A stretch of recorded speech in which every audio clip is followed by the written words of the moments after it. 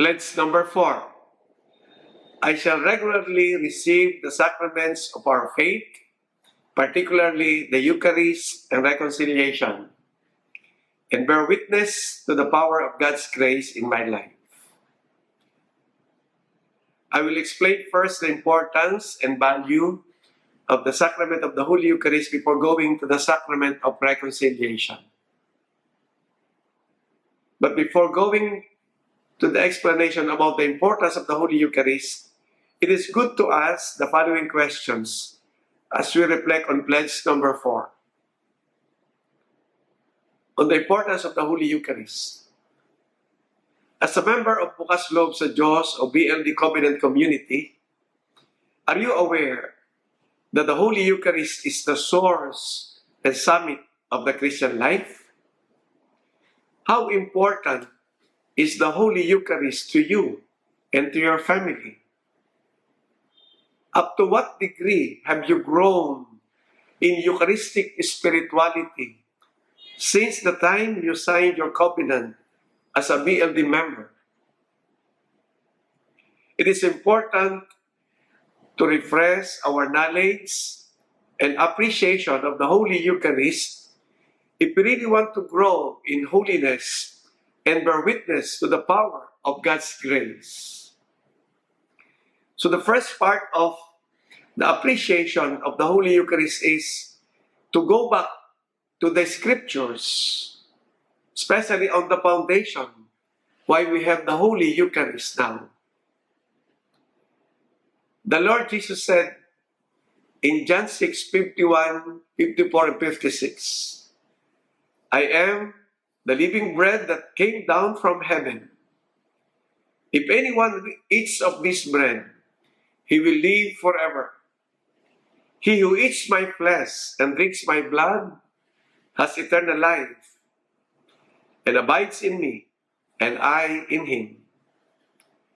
This is from the Bread of Life discourse of our Lord.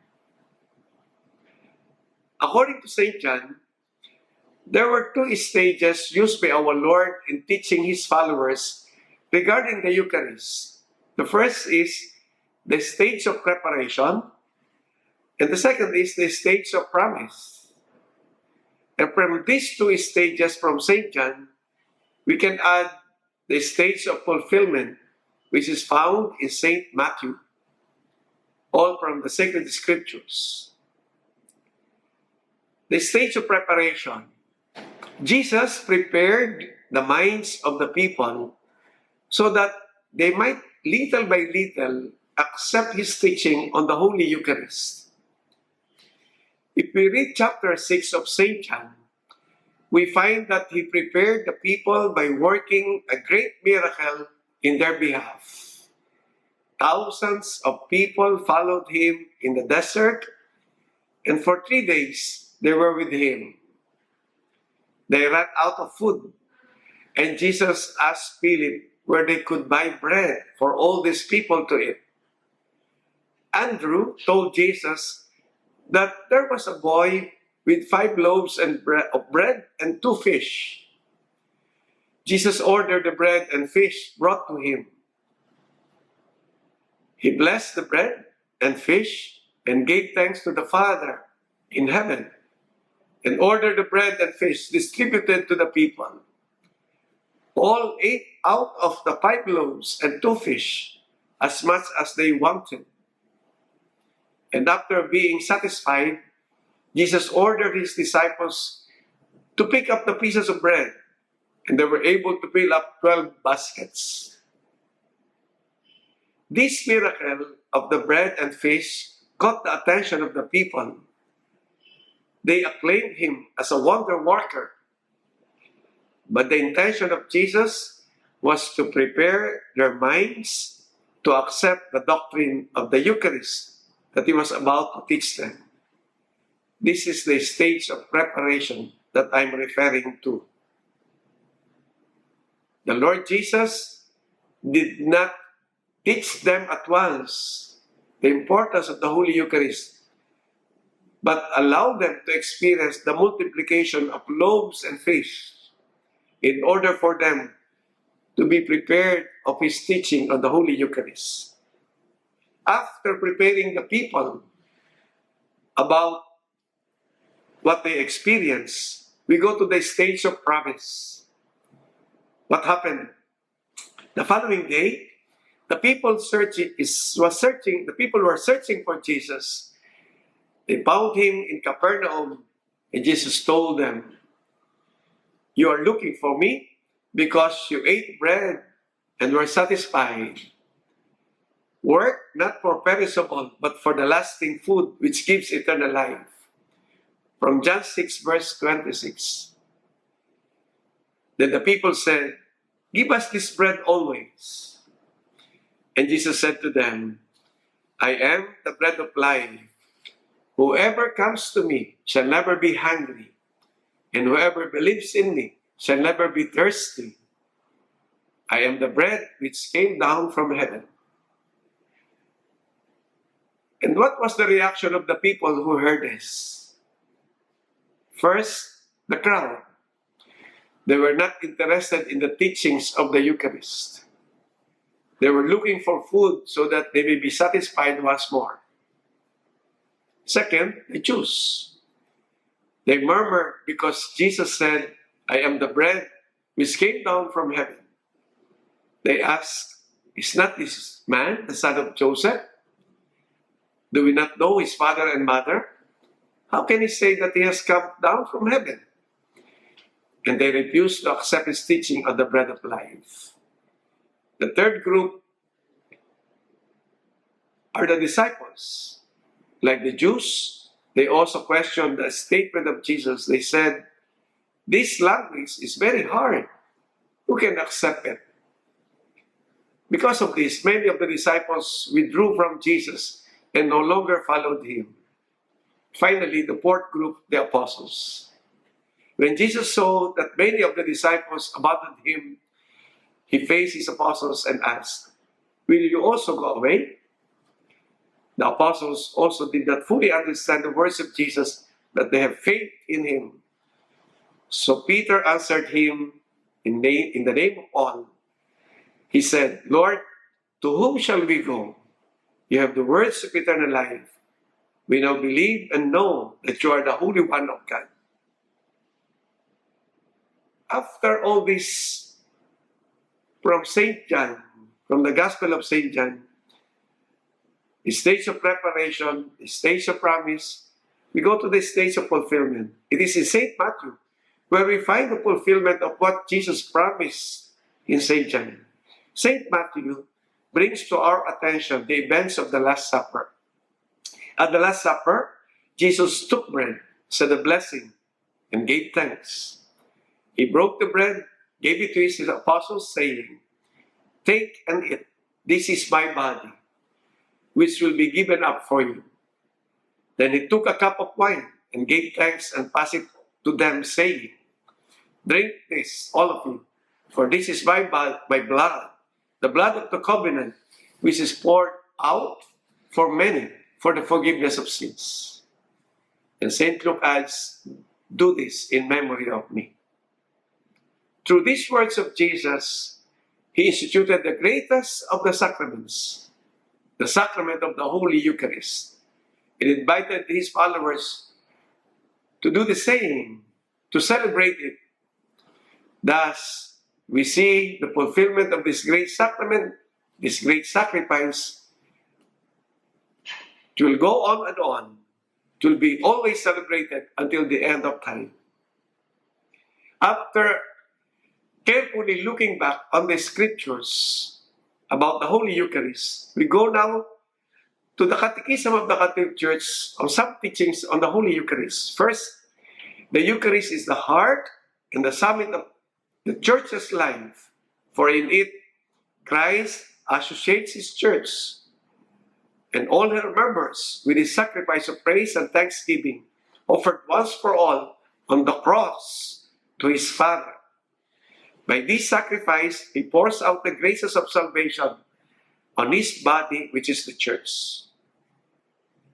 Another teaching from Catechism of the Catholic Church on the Holy Eucharist is, The other sacraments, and indeed all ecclesiastical ministries and works of the apostolate, are bound up with the Eucharist, are oriented toward it. For in the Blessed Eucharist is contained the whole spiritual good of the Church, namely Christ Himself. And third, by the Eucharistic celebration, we already unite ourselves with the heavenly liturgy and anticipate eternal life when God will be all in all. Fourth, the Eucharist is the memorial of Christ's Passover, the making present of the sacramental offering of His unique sacrifice. In the liturgy of the Church, which is His body, in all the Eucharistic prayers, we find after the words of institution a prayer called anamnesis or memorial. Whenever we celebrate the Holy Eucharist, actually, we are celebrating the unique sacrifice of Christ on the cross. We remember it. We look back to that event. From the Second Vatican Council, we are reminded first, as often as the sacrifice of the cross is celebrated on the altar, the work of our redemption is carried out. That is from Lumen Gentium number 3. And second, no Christian community is built up which does not grow from and hinge on the celebration of the Most Holy Eucharist. That means the BLD community should grow. They should always be anchored on the celebration of the Holy Eucharist. We go now to the teachings of the popes on the Holy Eucharist. St. Paul VI, in 1973, from the document Eucharistiae Sacramentum, said, in the celebration of the Mass, the chief ways in which Christ is present in His Church emerge clearly, one after another. First, He is present in the very assembly of the faithful gathered together in His name. Next, He is present in His Word. Whenever we listen to the Word of God, God speaks to us with the reading and the explanation of the Scriptures in the Church through the homily. Also, He is present in the person of the minister, the priest celebrant. And finally, above all, in the Eucharistic elements, in the bread and wine, which becomes His body and blood.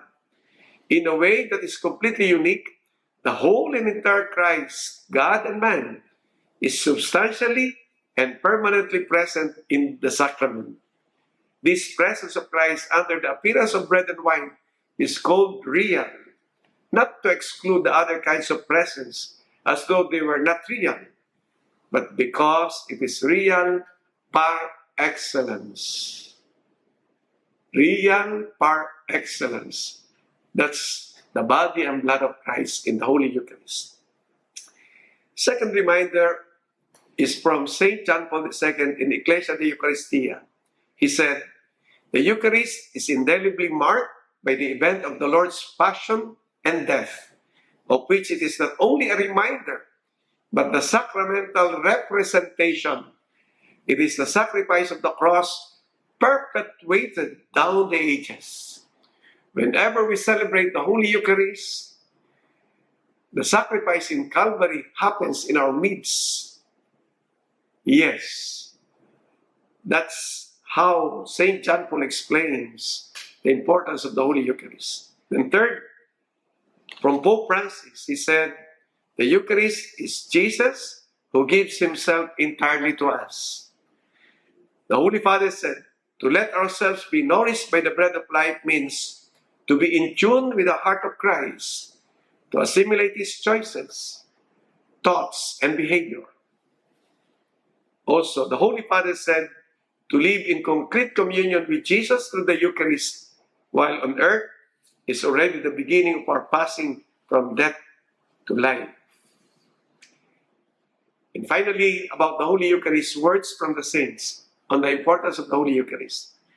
Saint Peter Julian Amard, the founder of the Blessed Sacrament Father, said, without the Eucharist, Christ's love would be nothing more for us than a lifeless love. a love of the past, which we would quickly forget, and which it would be almost excusable for us to forget. Love has its laws, its requirements, which the Eucharist alone fully satisfies.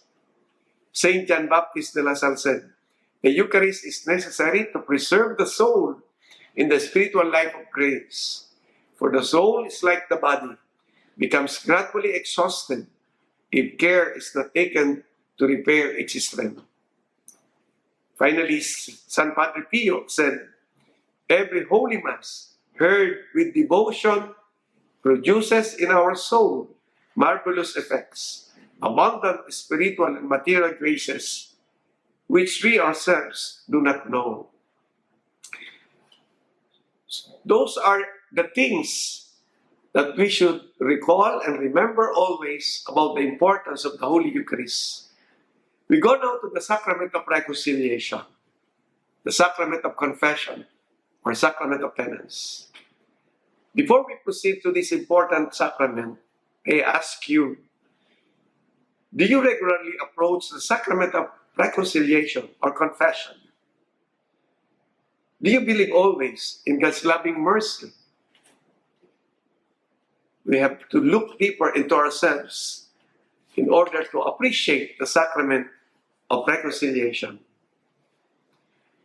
And as what I have done in the sacrament of the Holy Eucharist, we go to the foundation from the scriptures about the sacrament of reconciliation or the sacrament of confession. The Lord Jesus Christ, who rose from the dead, instituted the sacrament of reconciliation in John 20, verse 19, 22 to 23. It says, "On the evening of that day, the first day of the week, Jesus showed himself to his apostles. He breathed on them and said to them, 'Receive the Holy Spirit. If you forgive the sins of any, they are forgiven. If you retain the sins of any, they are retained.'" These are the words of the institution of the sacrament of reconciliation.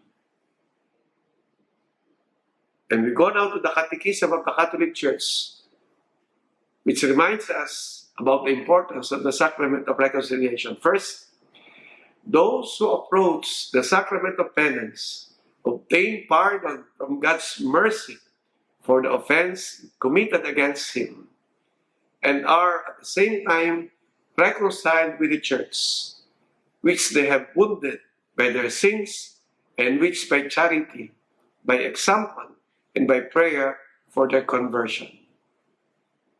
Second, Catechism of the Catholic Church reminds us of this. It is called the sacrament of reconciliation because it imparts to the sinner the love of God who reconciles. In 2 Corinthians 5:20, we are reminded by St. Paul, "Be reconciled to God. He who lives by God's merciful love is ready to respond to the Lord's call. Go, first be reconciled to your brother." Another reminder in the Catechism of the Catholic Church, which emphasizes the importance of going to confession, it says, "The forgiveness of sins committed after baptism is conferred by a particular sacrament called the sacrament of conversion, confession, penance, or reconciliation."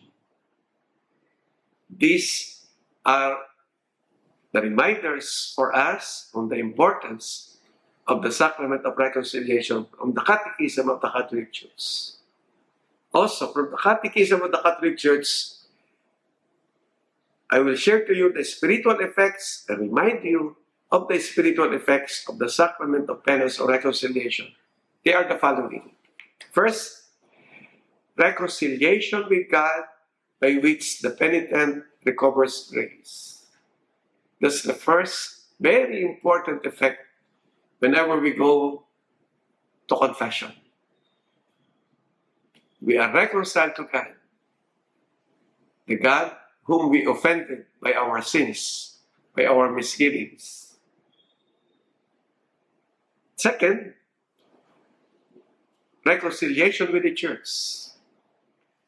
Sin has an effect to the whole community, to the ecclesial community. Even how private the sin is, it has effect on the church. It has effect on all the baptized.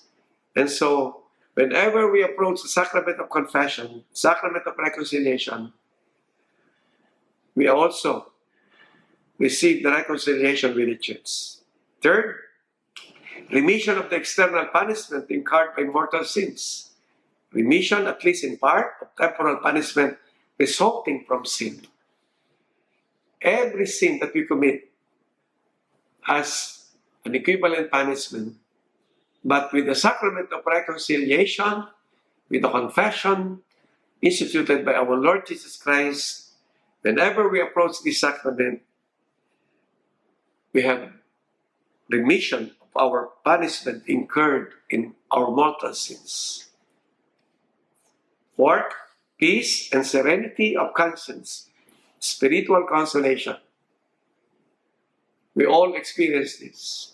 After confession, we experience inner peace, not only in our hearts, in our minds, in our whole being.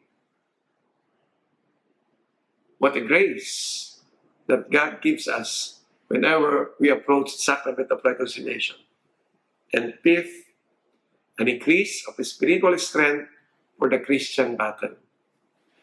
When we approach the sacrament of reconciliation, we gain strength, spiritual strength, to fight temptation, to fight any weakness that we always experience in our daily lives.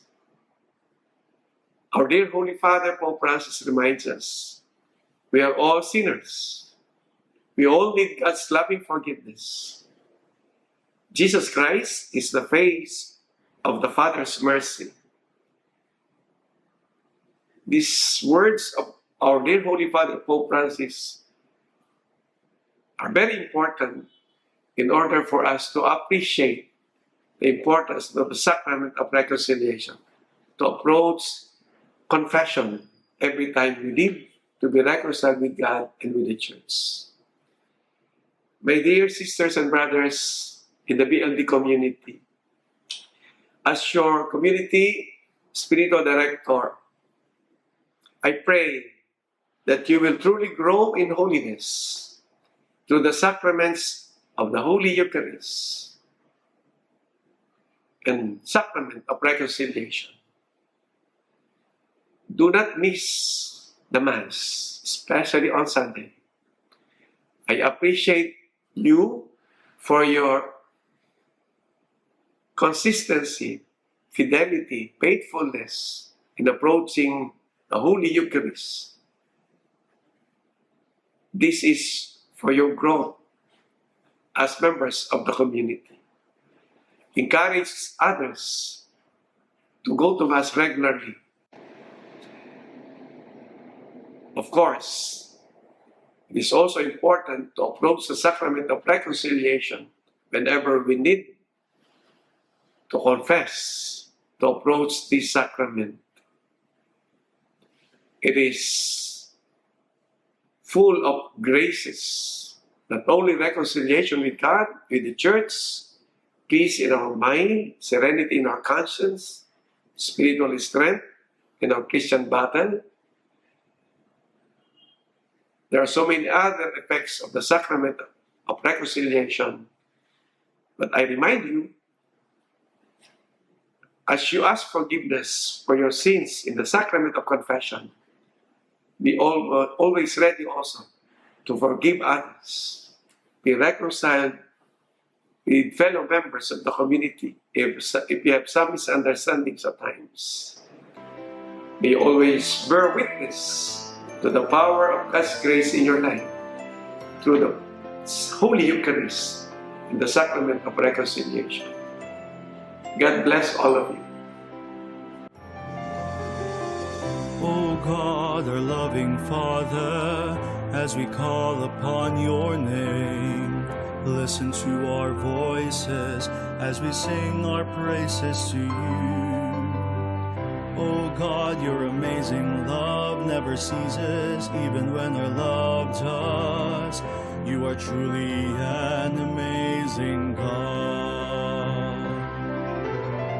There is a longing in our hearts that only you can satisfy. You alone are our heart's desire as we come to you. We come to you. Open in spirit, open in spirit, open in spirit to God. One heart, one voice, one family in Jesus Christ our Lord.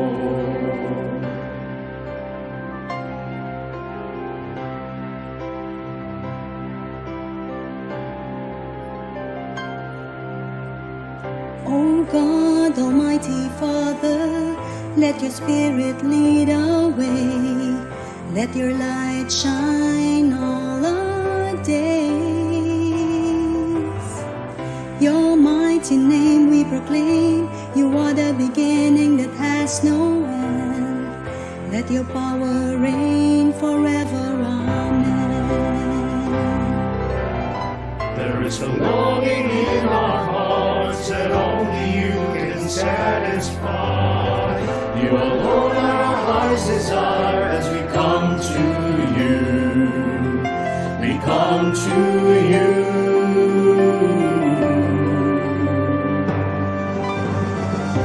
Bukas loob sa Diyos, bukas loob sa Diyos, bukas loob sa Diyos, o aming Panginoon. Isang puso, isang tinig, tayong lahat kay Kristo ay magkakapatid.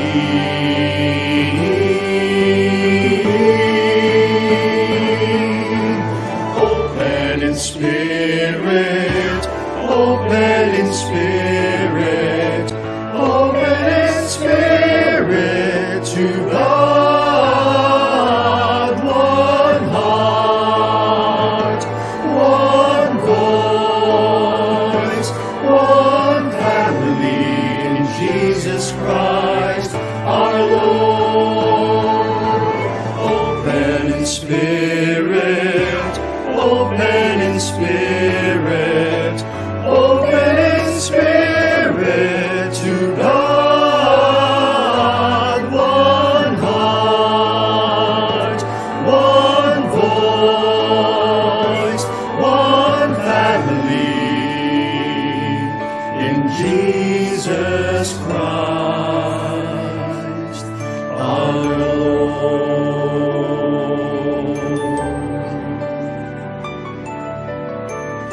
Bukas loob sa Diyos, bukas loob sa Diyos, open in spirit to God.